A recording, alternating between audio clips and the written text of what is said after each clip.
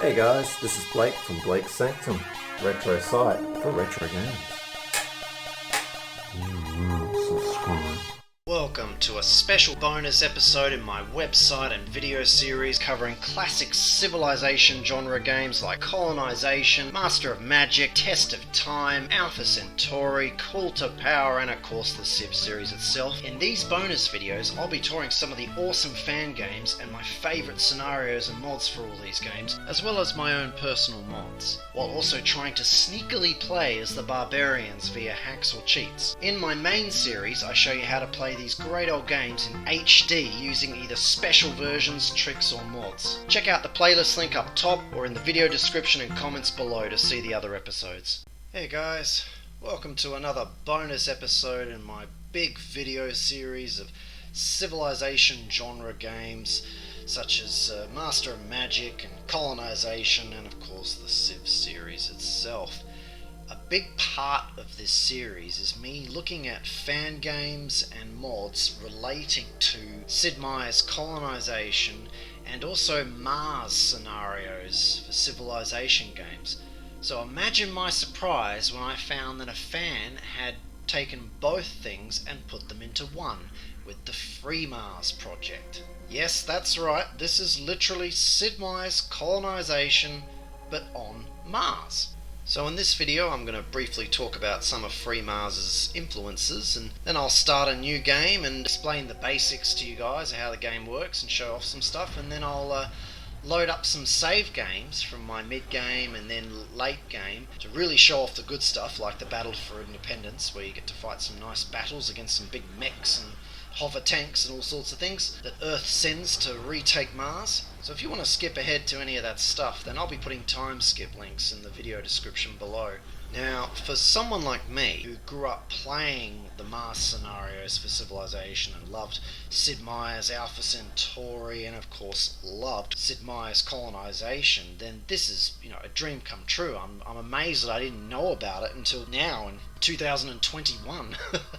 So if you're also someone who grew up playing those things and loves that kind of stuff, then I strongly suggest you check out this game, and also check out some of my other videos in the series where I'll be looking at Mars scenarios for Civilization, and of course I'm doing a big video on Colonization itself and how to play it in HD, and I'm also showing you how to play all the Civ games in HD as well, not to mention all their colonization related scenarios too. I also look at other fan games like FreeCiv and FreeCol, and I actually thought that this game was built in the FreeCol engine, but it turns out no, its creator created his own engine known as FreeMars. He's done an amazing job of it. As while the game is still a work in progress, it's remarkably stable in that I don't think it crashed on me even once the whole time I was playing it. But anyway, instead of telling you how good it is, how about I show you how good it is, and we'll start a new game. So go to new game, and you can customize a random map or start on a pre-made.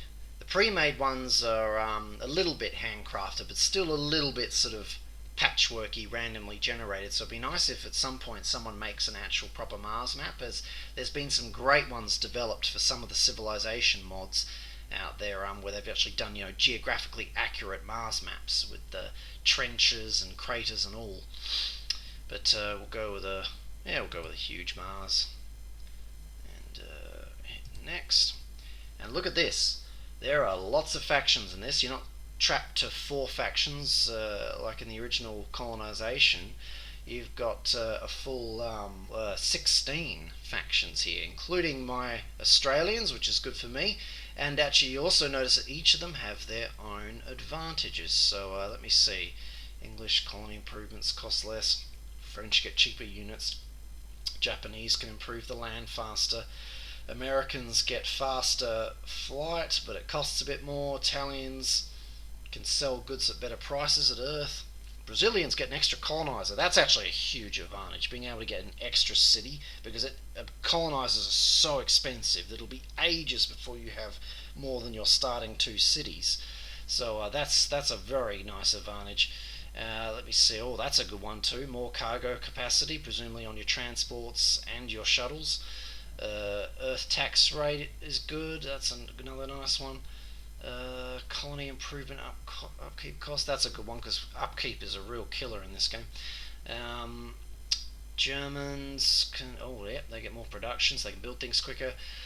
Russians get, let me see, slower flight, but it is cheaper because it actually costs money to send off your ships into space.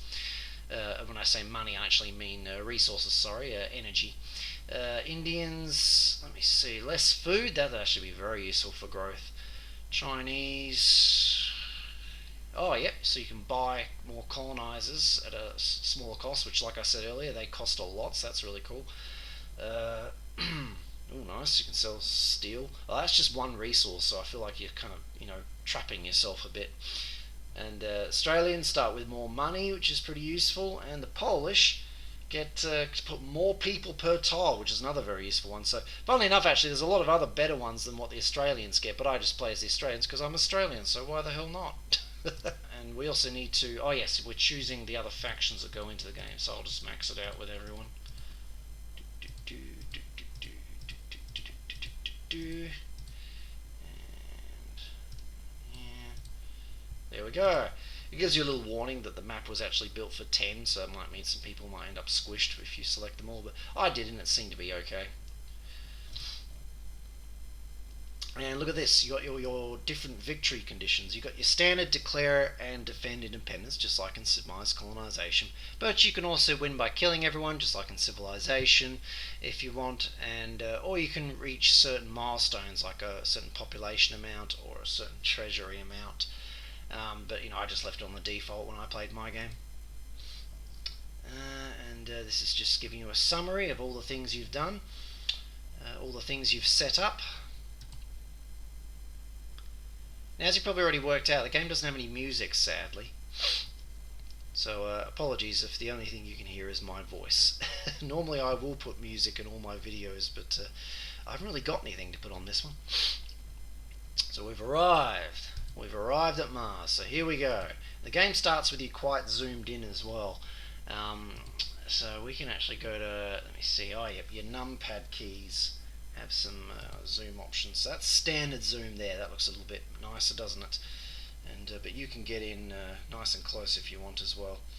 So yeah, you can get up to a nice sort of map-like view, or you can get right in there, or you can hit a button for standard zoom.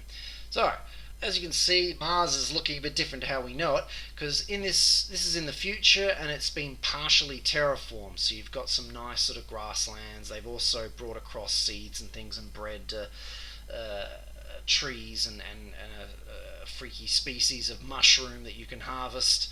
And there's like swamp lands and stuff around the place, which pretty much act as like an ocean, and that you can't move units across it. So I'll build a city. So click on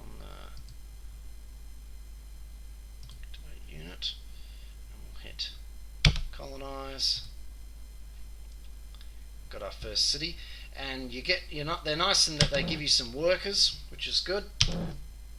So we'll move them out to do some stuff.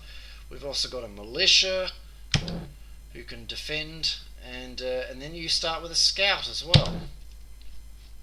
And they're even nice enough to give you another colonizer too, so we'll send him out. And there we go. Now, as you can see, there's some interesting debris in the area. Now, if you pick this up, it's like exploring for treasure and colonization, and or visiting village huts and civilization. You'll get random bonuses, although in this it's all resources, so it's random resources. And so if we go into our new city, Canberra, which you'll see is like a couple of little pods and some solar panels. This is looking kind of familiar, isn't it? Look at all these lovely futuristic resources. So it acts just like the colonization one, that you've got basic resources that can be fed into factories that will produce much more valuable resources that you can then go and sell at Earth. And I'll show you that next. So we can actually go into orbit around Mars, and you'll see we've got a shuttle. So because there's no true oceans in this game, there's instead it's space. Space is your ocean, this one. So you're sending shuttles into orbit from your cities, and then from orbit they're traveling to Earth. So we can tell this guy to go to Earth, and he'll take him 5 turns to get there. And if we go to Earth, view, you can see he's on his way, and you can see this is just like the home city screen in good old colonization. So you can trade your resources, it gives you the prices there to buy and to sell, and you can of course purchase certain units. Now you're probably thinking, where are the specialists then if this is just like colonization? Well, population is handled a bit differently in this one. Now you can see here, this is where you buy population to put on your shuttles, because you don't just have to get resources, you can also get people too, just like in colonization. Except in colonization, people are kind of represented by, like a specialist or a colonist. It was like, a little person that you dragged around. Whereas in this one, instead of that, you're actually allocating an amount of your total population. So here we've got 100 people. Right now, 75 of them are required to get enough food for people to not be dying. So you've got some lovely auto buttons here that will manage that for you, because if they're off, bad things can happen. But if you keep them on, then they'll make sure that the exact sort of minimum amount is being used to ensure population growth and no one starving. And you probably could do it manually, but I didn't bother. I prefer just let them do its thing, and then I just manually assign to other things like mining. So you see, you come here, and of course we haven't got many people right now, so we've only got 8 free people, so I can put them there, and they'll make some ore. And as you can see there, it says plus 16 iron ore, so you can see it'll keep going into there. And you of course can build buildings just like in colonization. Of course there you can build units as well, and you'll want to get a granary very quickly, and you'll want to get this area irrigated by a worker very quickly, because then that'll free up a lot of workers. And you don't really want to have someone working other tiles right now, because you're going to need that 8 people to be working on this production project, because any available workforce will be working on the production project. And yeah, you want to get to things like granaries and stuff like that very soon. So as you can see here, this is controlled by the auto water thing, but I believe energy is something you can manually set yourself. So you can assign how many people in the buildings, and once you've got factories and stuff, it's very similar to that. You'll be doing the same thing. So how about I end the turn and show you some more stuff, and then before I load a save game, where I'll be able to show you much more, such as all the advisor screens. Now look at this. We've been informed that there is debris from satellites that has crashed around, and or rocket failure it says here. So that's put some debris around your starting position. Now interestingly, all players get this, so if you're quick enough and you're near enough to other factions, you can go steal their debris as well. And what's interesting is random debris will rain down on the planet throughout the game, and you'll be able to keep picking up these resources. So it's good to have lots of scouts around the planet looking for things. So as you can see, I can go up here, and here we go. So we found some hydrogen, which is one of the resources, and can't move onto the swamp, so I'm going to take them up there to the grass. This looks like an interesting area. There's quite a lot of grass there. And I should also point out that yes, you can terraform the land. Your workers can terraform almost all terrain to the grassland, which you'll need to generate that food. And it's just in the menu, their orders, and see, transform terrain. That's the one that does it. But this is already grassland, so we can't transform it. But we can build roads and irrigation. Now it says irrigation just like in Civ, but in reality it's more like, well, judging by the graphics that you get, it's more like build extra habitats that have little farms inside of them. But nevertheless, I can tell from old advisor screenshots in this game that actually it did used to have the traditional irrigation where people were ploughing into the ground, because I believe the atmosphere is breathable. It's at that level of terraforming. But anyway, so we'll tell him to irrigate. And this guy can get rid of the vegetation, which will get you some lumber from trees, or you get a little bit from mushrooms, but not as much from trees, because obviously mushrooms are not as big, even though these ones are giant. And I think that's enough for this part. What I'll do is I'll load up a save game, because I can show you way more with that. So here's a game I prepared earlier for you. This was roughly my mid game. As you can see, I got a whole bunch of colonies, and had terraformed some of the land, and also started some mining operations on some special resources, because that's another thing. This game does have special resources, and look at this. So you got plains, and there's like a lizard thing. You've got a nice Marsopedia, nice tip of the hat there to the Civipedia. They'll give you special bonuses. So let me see down here we've got some minerals. and that'll give you extra minerals, because you can get minerals from cratered terrain, but if you've got a mineral on a cratered terrain, then you can make a lot of stuff from that piece. So look at this, I'm not even assigned 100 workers to it, and yet it has huge income. I mean, that's just insane, that much. So yeah, and I'll show you.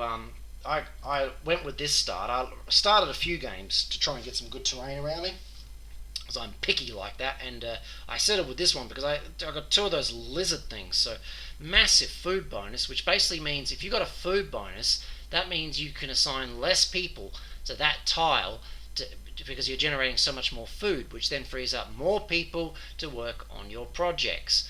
And as you can see, I've got a bit of an iron operation that I'm then converting to steel in a factory. Looks like at the moment I turned the factory off because I was probably running out of something it needed. But I can easily turn it back on.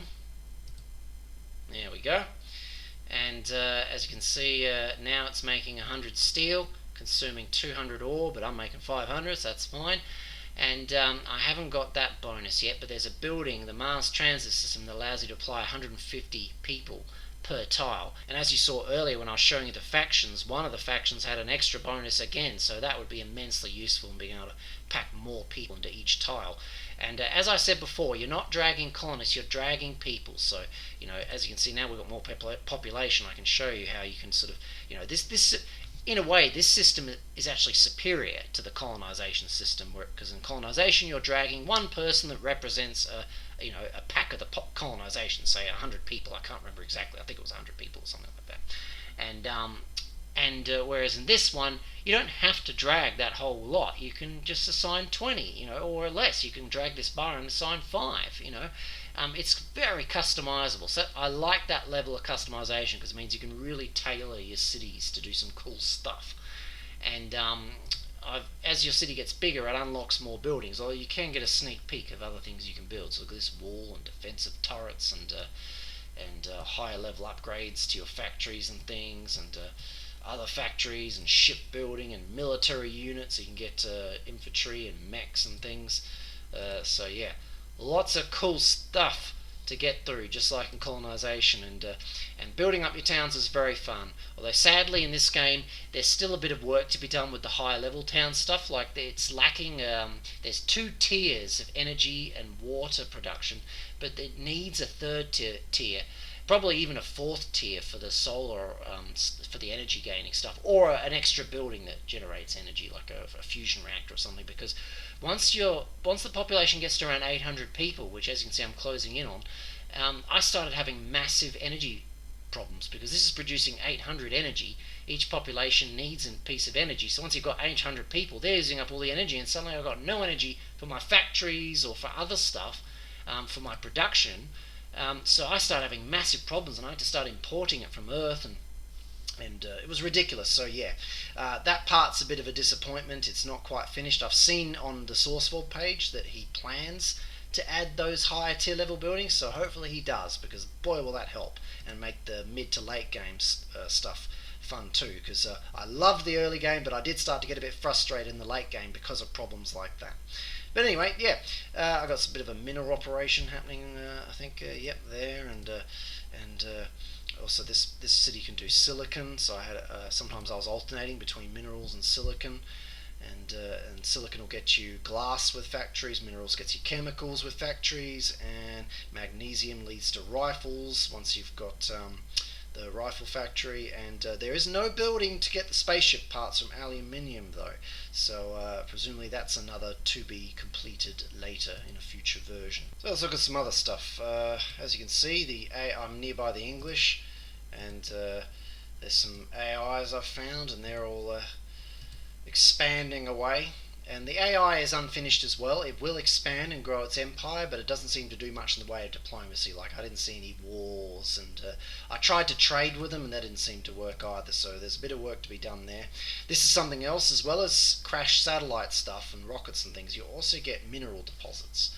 So they'll sort of give you like, you know, all the sort of the different metallical resources that you can collect will usually be in these things. So it's important to collect them too. So no doubt I've got a scout on the way to get them somewhere around here, and the AIs are also rushing scouts to get them too.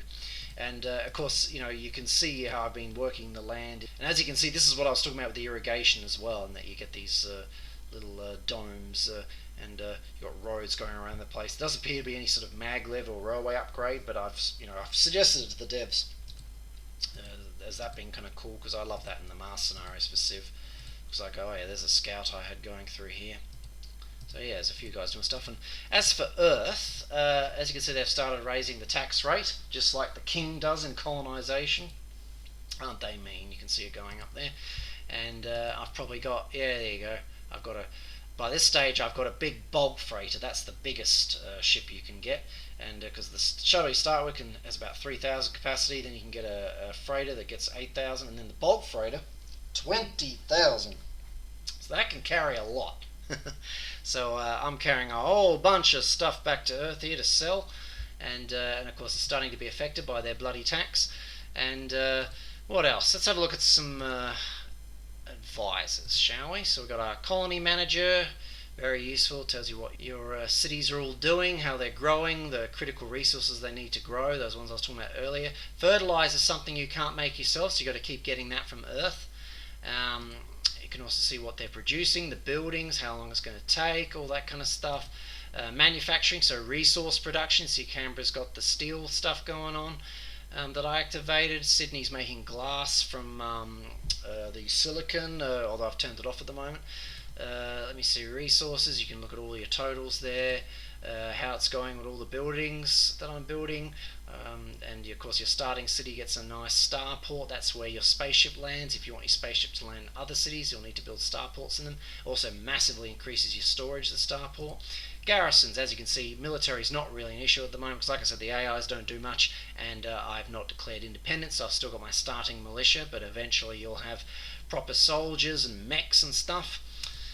And what else? Unit manager, so yeah, like I said, no military really at the moment, but I can see all my scouts and my workers that are going around doing stuff, my shuttles. Missions, now this is something else Earth gives you.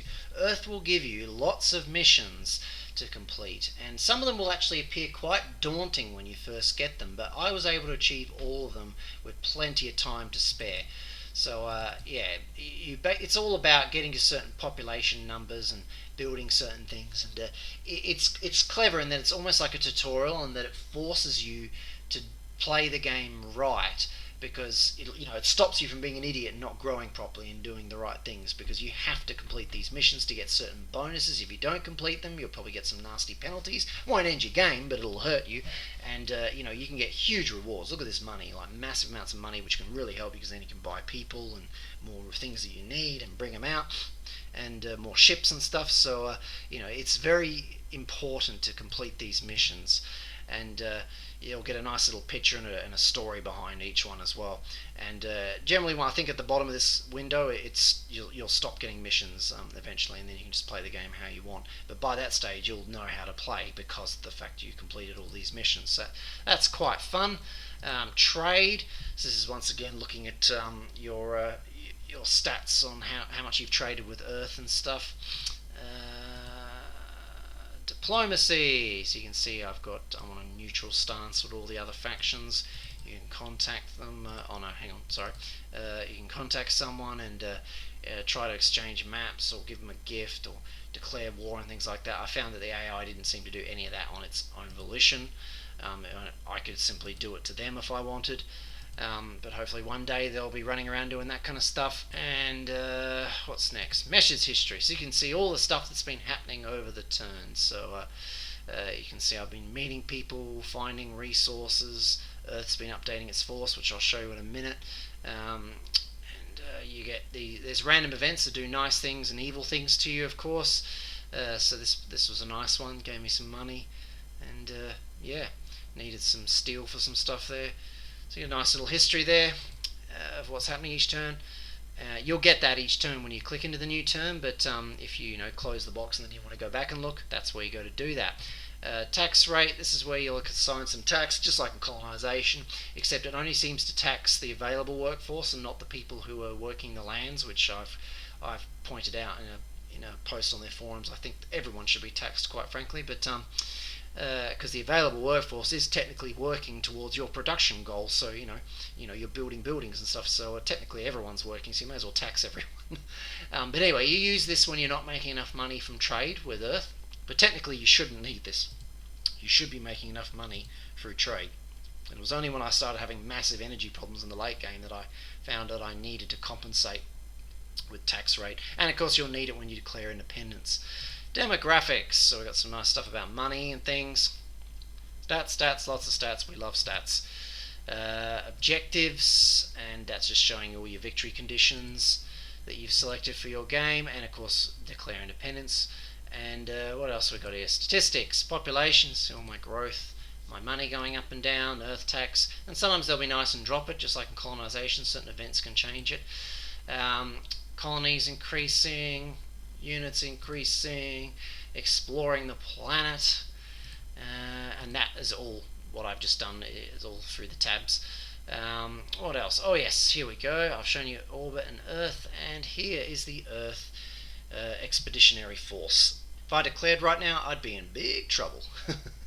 And they get these hover tank things that I don't seem to get, and I believe they're very good at attacking cities, so you want to go out and meet them in the wilderness instead of sitting around waiting for them to attack your cities. But I'll show you that in a minute. And of course, yeah, and you can look up the units in the Marspedia, all that kind of stuff, all the buildings in there. So if you're not sure what to do, this will tell you, and it talks a bit about Mars here and where things are at and the terraforming, and yeah, it's a bit of story here to get you set up for what you're doing, and yeah, very useful. So how about I'll load a late game save now when I'm busy fighting the War of Independence. Here we go, look at this. The war rages on.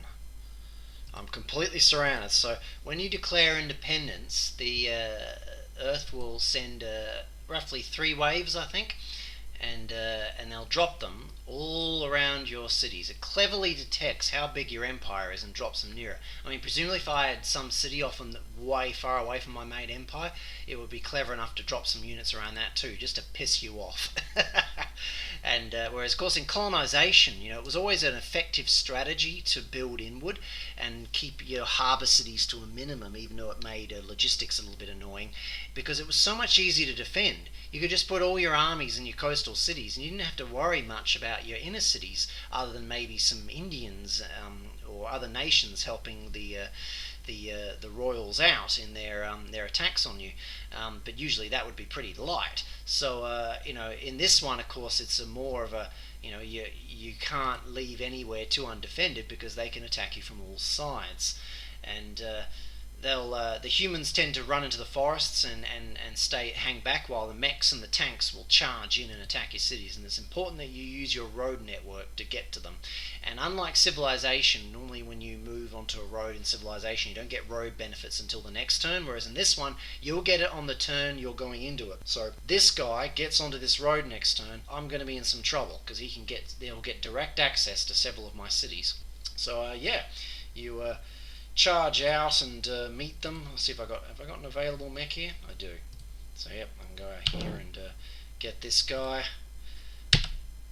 and you get some nice stats, just like in colonization, or more. This is probably more like FreeCol, I suppose. Oh no, in colonization you got stats too, but yeah, in FreeCol you got more stats. This one will tell you most of the things. It doesn't tell me his attack strength, but he's a mech just like me, so you know it's probably 30. And you can see I've got a 60% chance of victory. I hit the button, looks like I got him. There's no battle sound, sadly. Got movement sounds, but not battle sounds, so he still needs to implement that.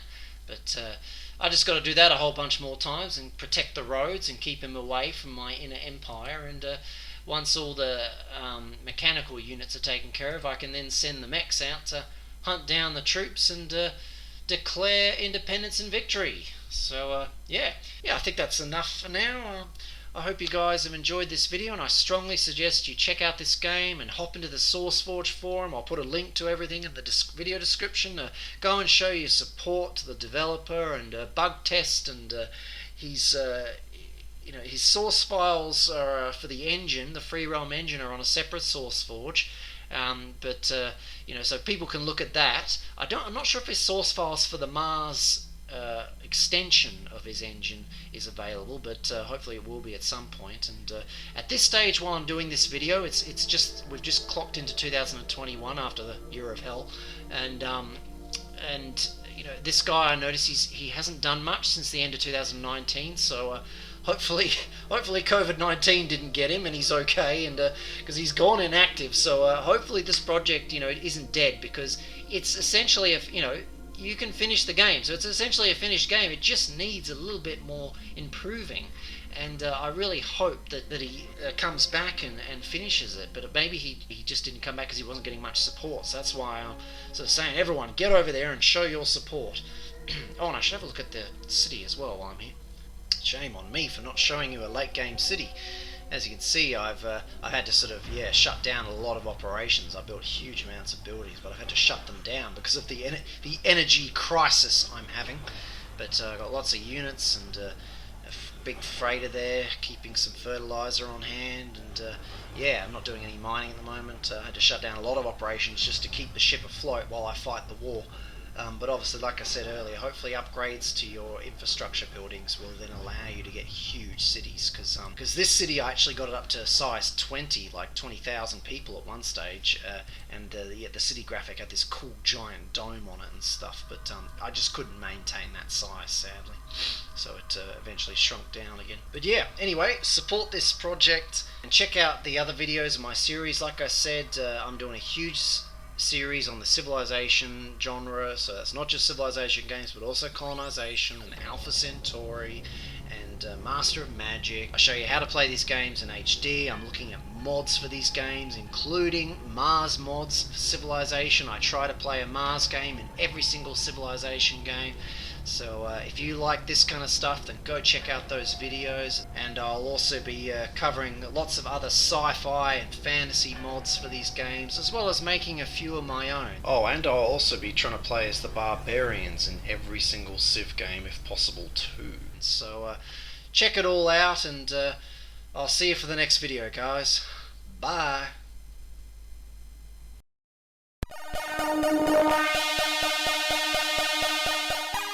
You